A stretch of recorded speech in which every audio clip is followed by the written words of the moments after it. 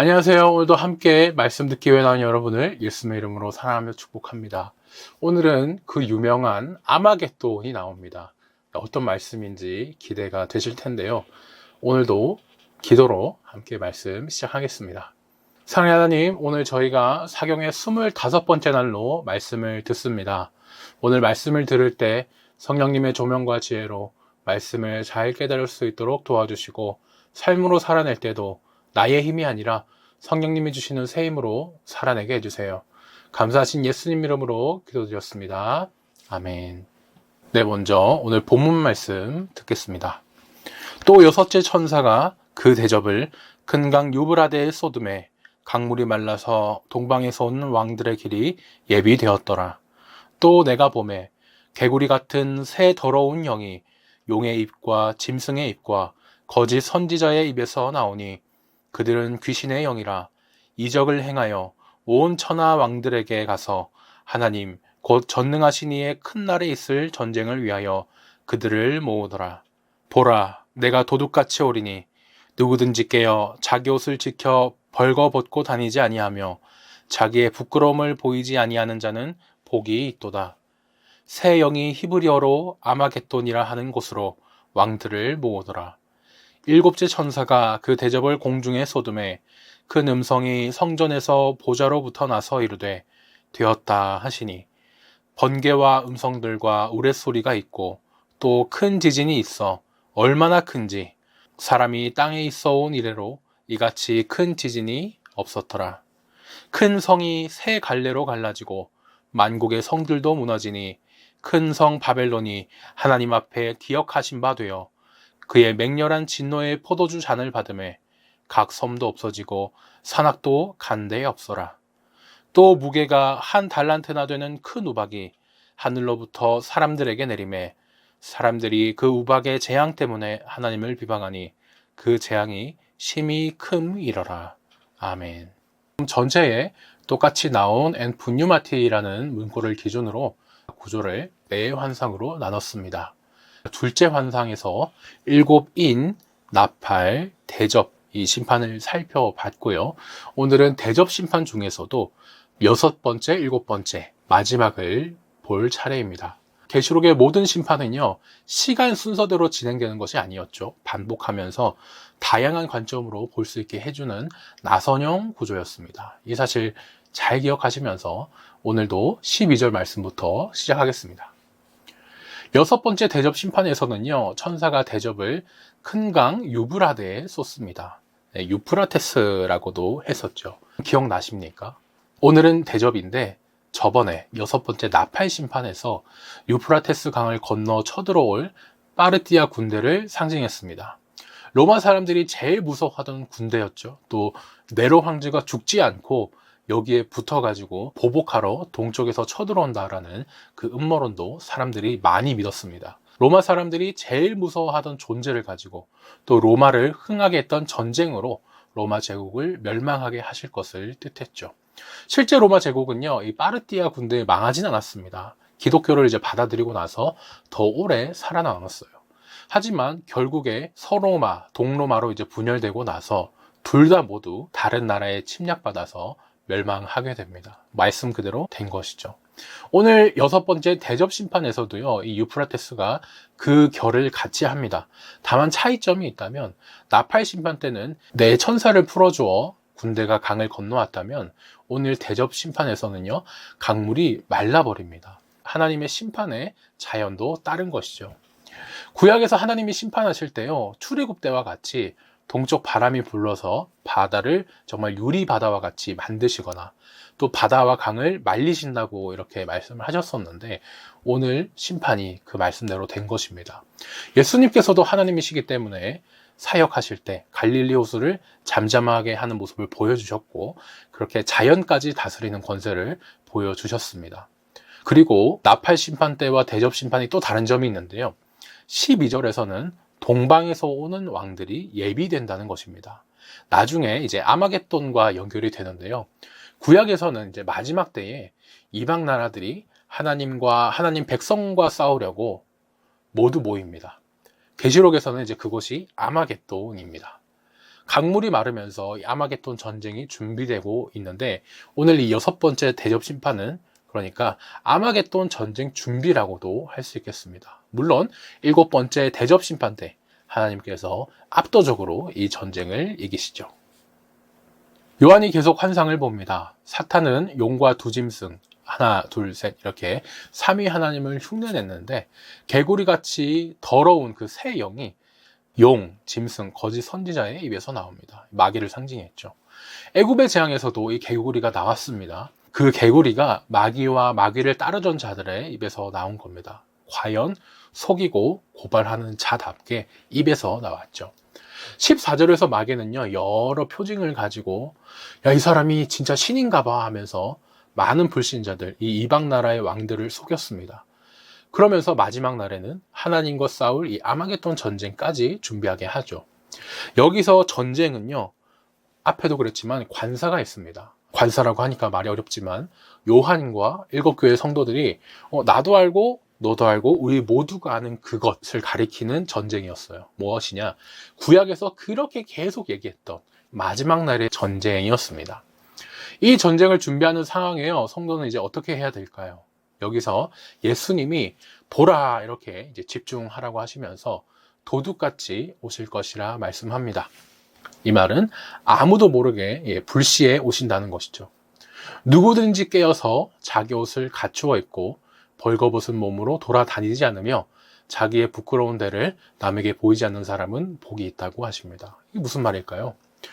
더운 지역에 살던 사람들은, 특히 여기 지중해 지역에 이제 살던 사람들은 날이 너무 덥기 때문에 옷을 벗고 잡니다. 잘 때 자기 집안에서 뭐 벗는 거니까 상관이 없겠죠.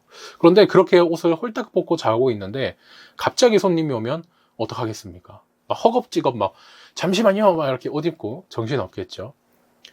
지금 우리 시대의 옷이 아니고 옛날에는 긴 천을 이제 옷처럼 둘러 입었기 때문에 서두르게 옷을 여매다가 또 잘못하다가 민망한 곳을 노출하는 그런 일도 생길 수 있었겠습니다. 지금 저희로 치자면 갑자기 집 정리가 안 됐는데 손님이 오신다든지 그런 느낌과도 같을 텐데요. 정말 예수님이 그죠? 언제 오실지 아무도 모릅니다. 하나님 아버지만 아시지 예수님도 모르시기 때문에 우리는 이런 심판, 전쟁 시에 늘 깨어서 정신 바짝 해서 예수님 다시 오실 때를 준비해야겠습니다. 이제 그 삼위일체를 흉내낸 마귀들이 아마겟돈이라는 곳으로 불신자들, 왕들을 모읍니다. 전쟁 준비를 마친 것이죠. 16절에서는 히브리어로 아마겟돈이다 라고 이렇게 친절하게 알려줍니다. 히브리어로 아마겟돈 무슨 뜻일까요? 네, 아마겟돈은 무기또라고 해서 이 무기또에 있는 언덕을 뜻합니다. 지금도 텔 무기따라고 해서 여기 이렇게 이제 국립공원으로 되어 있는 모습을 제가 가져왔습니다. 영화가 생각나죠. 아마겟돈 이렇게 하면 막 별이 지구에 와서 바뀌거나 뭐 핵전쟁이 일어나거나 막 이런 생각을 하실 수도 있겠지만 실제 존재했던 무기또라는 지역의 이름이었습니다. 근데 그렇다고 정말 이 이스라엘 무기또에서 북쪽에 있는 곳인데 여기서 전쟁하러 막 모인다는 말은 아니겠죠. 누구나 아는 그 장소기 때문에 상징으로서 쓴 것입니다. 오해가 많다 보니까 저도 좀 설명을 더 드려야 될 것 같은데요. 이 무기또라는 곳은 구약 때부터 많은 전쟁이 있던 곳입니다. 우리 한국 사람이 6.25를 모를 수가 없듯이 또 임진왜란을 모를 수가 없듯이 요한도 7교회 성도들도 이 무기또를 알죠. 이 무기또 국립공원에 가면은 이렇게 이제 병거도 사진 찍을 수 있게 이렇게 이제 만들어 놨는데요. 솔로몬이 이제 병거를 매는 말을 두기도 했던 곳입니다. 요즘으로 치자면 이제 탱크를 보관했던 그런 전쟁의 요충지였고 정말 전쟁과 뗄래야 뗄 수 없는 곳이었어요. 너무 많은 전쟁이 있지만 제가 다 보면 안 되기 때문에 시간이 없기 때문에 대표적으로 두 가지를 가져오면요. 사사기 때는 이제 사사 두보로가 이끌던 이스라엘 군대가 이방 군대를 물리쳤습니다. 가나안 군대를 물리쳤어요. 열왕기 하에서는 이제 유대인인 아하시야 왕도 죽었습니다. 유대인도 죽었어요. 하나님을 반대했던 불신자라면은 이방인이든지 또 혈통이 유대인이든지 심지어 왕이었어도 상관없이 심판하셨던 곳이었죠.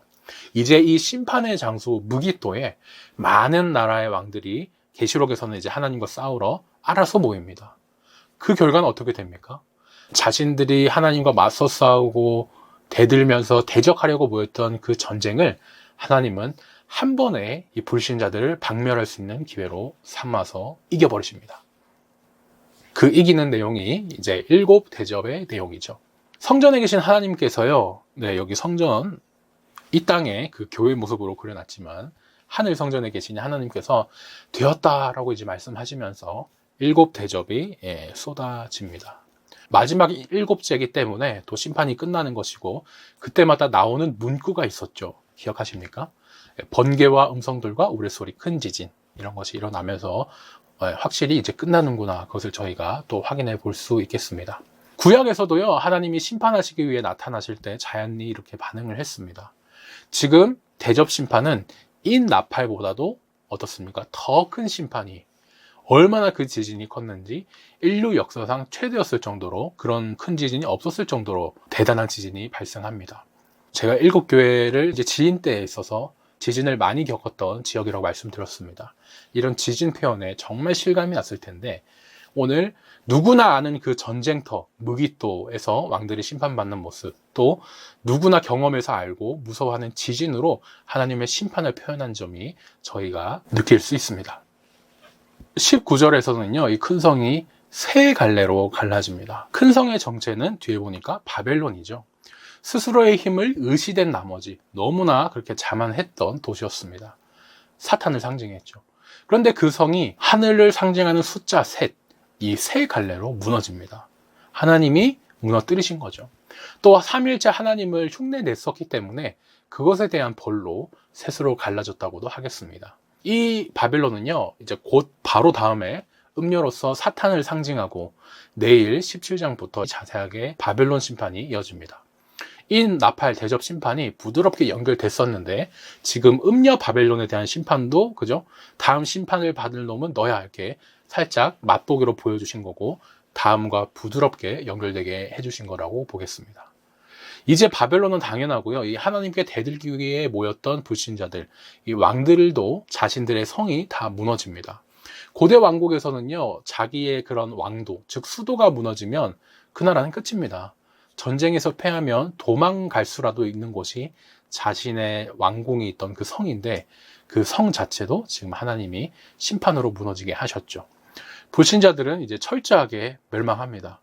바벨론은 하나님이 주시는 진노의 포도주를 받아 심판을 받는데, 앞에 심판에서는 땅에 숨었지만 이제는 각 섬도 없어지고 산악도 간 데 없더라. 숨을 곳도 없어졌습니다. 인심판 때처럼 4분의 1, 나판 심판 때처럼 3분의 1이 아니고 이제는 1분의 1, 온 세상이 심판을 받게 됩니다. 21절에는요, 애굽이 받았던 것과 같이 우박 재앙도 있습니다. 이렇게 우박을 표현을 해놨습니다. 무게가 1달란트나 된다는데요, 이제 환율처럼 이 시대에 따라 달란트라는 무게도 조금씩 달라졌습니다. 계시록 당시의 달란트는 이제 학자들이 30kg에서 40kg 정도로 이렇게 생각을 하거든요. 그러니까 우박 하나가 쌀 20kg짜리 2개만한 무게로 떨어지는 겁니다. 물론 상징이지만 어마무시하죠. 구약에서 하나님께서 이제 이스라엘이 가나안 족속과 싸울 때 이 큰 우박을 내리신 적이 있습니다. 이스라엘이 한 것보다 하나님이 내리신 우박으로 더 많은 사람이 죽었는데, 처음 가나안 전쟁을 할 때 나팔 뿌 불면서 여리고 성이 무너지고 계속 이제 가나안 족속과 싸웠습니다. 이제는 가나안 족속들이 하나님이 이렇게 이스라엘 위해 싸우는 걸 보고 나머지 왕들도 도망하여서 굴에 숨었었습니다. 근데 계시록에서는 아까 숨을 곳이 사라졌죠. 이 숨을 곳을 다 없애 놓으시고 큰 우박으로 심판하시는, 이 너무나 무서운 심판이, 철저한 심판이 불신자들에게 임합니다. 이 사람들은요, 그럼 이제 회개를 하고 하나님께 돌아올까요? 아니요. 그 재앙 때문에 오히려 더 하나님을 욕하면서 신성모독하고 자신들의 우상을 더 쫓을 겁니다. 이제 심판은 끝이 났고요, 더 이상 회개도 없습니다. 지금까지 저희가 오늘 말씀을 들었는데요, 오늘은 신천지가 아닌 또 다른 이단을 소개하려고 합니다. 바로 메시아닉 주라는 이단입니다. 주님 할 때 주자가 아니고 유대인을 뜻하는 주라는 단어입니다. 영어 이름만 보면요, 예수님을 메시아로 믿는 유대인? 이런 뜻이라 엄청 좋아 보이지만 속으시면 안 됩니다. 하나님의 교회, 여호와의 증인, 신천지 등 뭐 다 이단들이 좋은 이름을 가져갔지 실제로는 사이비지 않습니까? 그런 것처럼 이 이름에 속으시면 안 되겠습니다. 유튜브에 키비, 브레드TV라는 이런 채널들이 있는데요. 대표적인 메시아닉 주에서 운영하는 유튜브 채널입니다. 우리는 이제 예수님께서 구약의 모든 율법을 완성하셨기 때문에 복음의 자유 안에 있죠.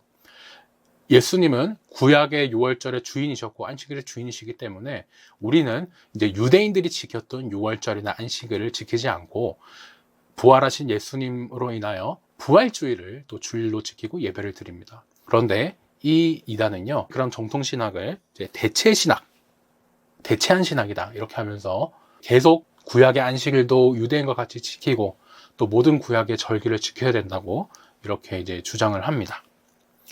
네, 여기 이제 6월절 이런 것도 이제 안내를 해주고 있죠.